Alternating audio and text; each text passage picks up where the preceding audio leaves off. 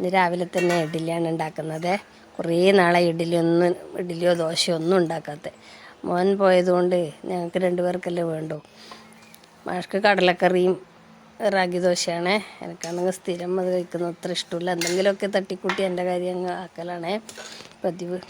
ഇന്ന് പിന്നെ ഇഡ്ഡലി ഉണ്ടാക്കാൻ ചട്നി അരക്കാമെന്ന് വിചാരിച്ചിട്ട് അങ്ങനെ അരച്ച് വെച്ചതാണ്.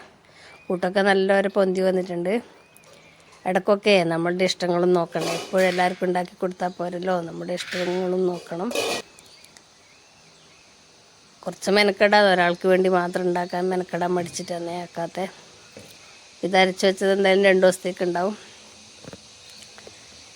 ഇഡ്ഡലി ചെറിയ കുഞ്ഞ് ഇഡ്ഡലി തട്ടാണേ, ചെറിയ ഇഡ്ഡലിയാണ്, ഒരാൾക്കുള്ളതല്ലേ വേണ്ടു. അത് പോകുമ്പോഴത്തേക്കൊരു ചട്നി അരക്കാം.